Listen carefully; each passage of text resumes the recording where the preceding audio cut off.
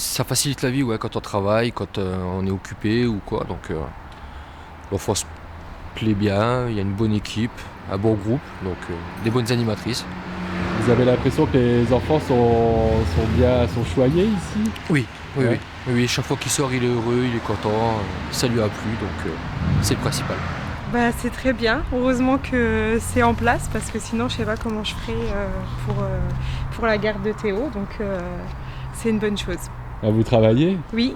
certainement très tôt le matin. Le matin ça va, je peux l'emmener à l'école. Par contre effectivement le soir à 15h45 je peux pas être là pour le récupérer. Donc en général je le récupère au plus tôt à 17h et au plus tard à 18h. Maman, Donc, quand il y a des trucs Et là. au niveau du service, Pour l'instant j'ai pas à me plaindre, ça fait 2 ans qu'il y va. Et Et j'en suis contente, donc ça va. Lui, il est content d'y aller, donc c'est bien.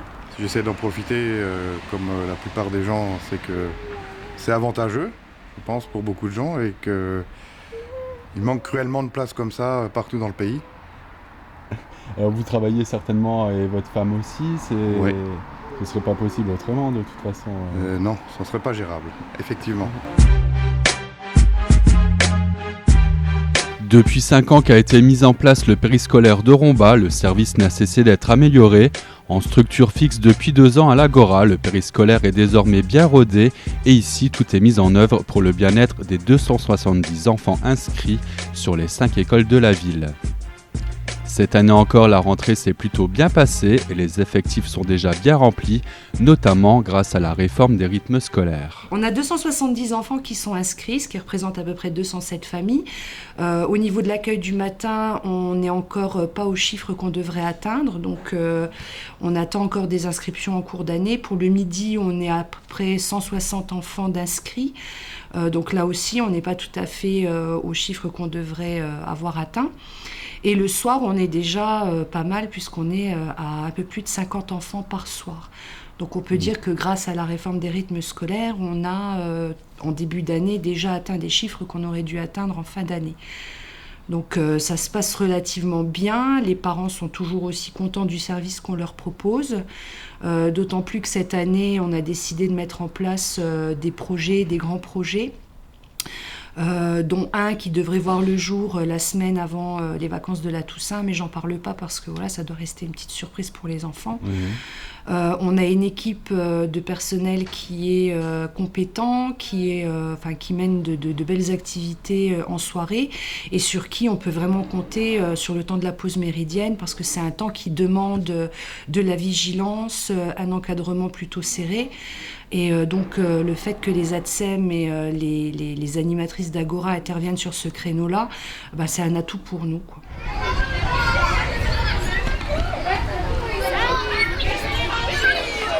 Encadrer près de 270 enfants sur 5 écoles nécessite également un gros travail logistique. Pour ce faire, ce sont 23 ATSEM qui s'occupent de vos enfants de 7h30 le matin à 18h, plus 7 animateurs en soirée. Romba Télévision a suivi l'équipe de travail sur une journée type afin de vous montrer l'énergie déployée au service de vos enfants. Il est 7h30 quand les premiers enfants sont déposés dans les 5 écoles de la ville et sont pris en charge par les ATSEM. Ici, on peut finir son petit déjeuner, se réveiller tranquillement ou tout simplement jouer en attendant 8h30 que la maîtresse ou le maître viennent nous chercher, tandis que les primaires seront escortés à leur école où chacun va retrouver ses copains.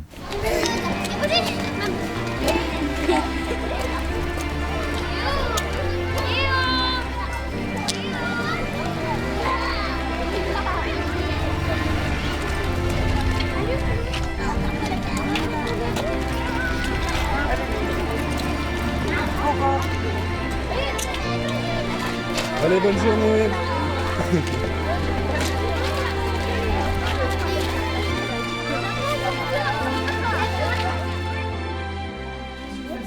Dès 11h15, toute l'équipe se dispatche les élèves à récupérer dans les différentes écoles et à 11h30, les accompagne au bus afin de rejoindre l'Agora pour le déjeuner.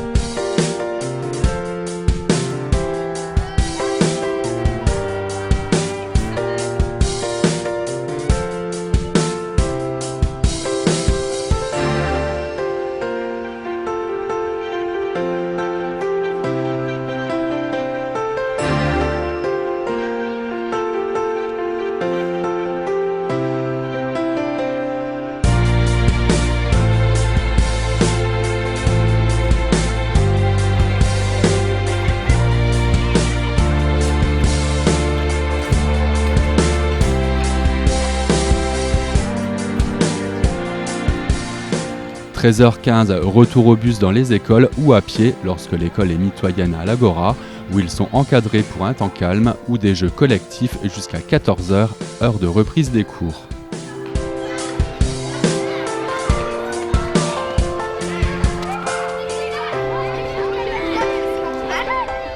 Suite à la réforme des rythmes scolaires, la ville de Romba a souhaité allonger la pause méridienne, c'est-à-dire qu'on est passé de 1h30 à 2h. Donc on laisse toujours la possibilité aux enfants de prendre le temps de prendre leur repas. Il faut impérativement que les enfants soient à l'école à partir de 1h30 et de 1h30 à 14h, on met en place ce qu'on appelle un temps récréatif ou un temps de libre épanouissement. En fait, ça va être un temps où l'enfant ne va pas suivre d'activités qui demandent de la concentration, qui demandent de la rigueur. On va plutôt le laisser faire ce qu'il a envie, c'est-à-dire l'enfant peut très bien demander à aller faire un temps calme avec un bouquin dans une salle de BCD, comme jouer à l'extérieur avec des raquettes, des ballons, des cordes à sauter. On a aussi la possibilité de mettre en place des séances de jeux de société. Et donc les enfants qui ont mangé au restaurant scolaire poursuivent ce temps récréatif à l'école à partir de 13h30 jusqu'à 14h. Dès 15h15, toute l'équipe de l'Agora commence déjà à préparer les goûters avant de récupérer de nouveau les enfants et les redescendre en bus pour un 4 heures bien mérité.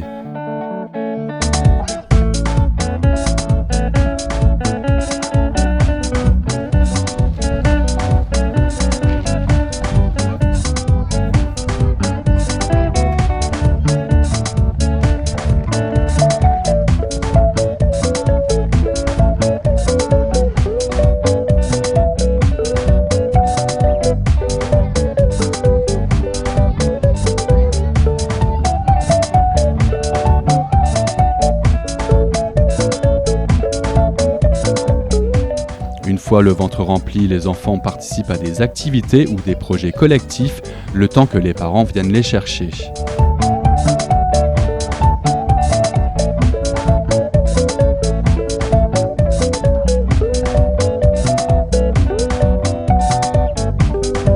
Afin de répondre au mieux à vos attentes, les temps d'accueil et horaires sont souples et les inscriptions se font sur les modalités suivantes. Alors pour qu'un enfant puisse être accueilli sur les 3 créneaux ou un des 3 créneaux que le périscolaire propose, il suffit simplement d'apporter sa fiche d'apposition 2012, le carnet de santé de l'enfant, une attestation d'assurance extrascolaire pour 2013-2014.